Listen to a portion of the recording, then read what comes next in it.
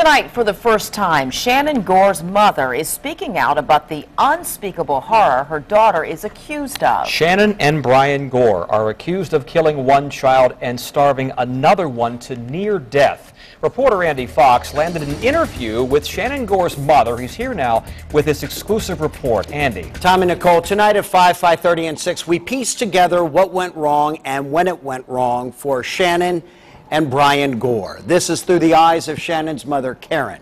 We will not report her last name, and she doesn't want to be identified. We also blurred the picture of the grandson that she does know about. But for the first time, we have a timeline on the death, starvation, and the troubled lives of Brian and Shannon Gore.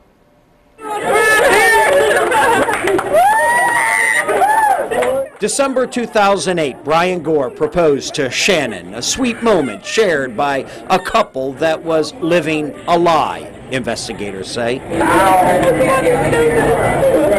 But Shannon's mother, Karen, says no one was lied to more than her. If somebody wants to hide something from you, they can do it. Obviously, I've learned that lesson.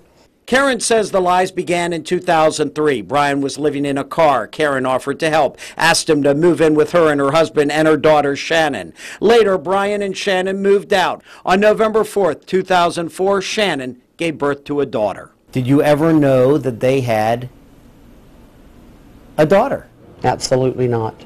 Kept a secret, and Karen says this is why. She was 17. He was approximately 5 years older.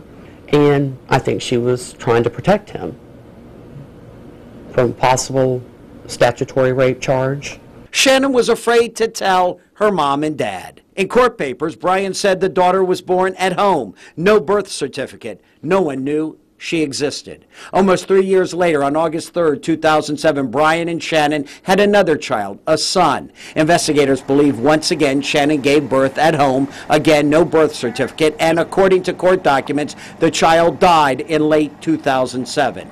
In court documents obtained by 10 on Your Side, the Gloucester Sheriff's Office investigator writes, Mr. Gore states that when the child was approximately 7 months old and in his care, he began having breathing difficulties. Mr. Gore did not summon medical attention, thus resulting in the child's death. Karen did not know about the child until recently, when Shannon told her what she did when she came home. That she was in the rocking chair holding the baby that had died. Karen says Shannon rocked the dead child for 3 days. In April, almost 3 years later, when Brian was arrested, he told investigators where to find the wooden box of human remains. And sure enough, 10 feet from where Brian and Shannon slept, the box. Karen says, in hindsight, after their baby boy's death, Shannon and Brian both traveled to a dark place with their daughter who no one knew about. Who do you go to grieve?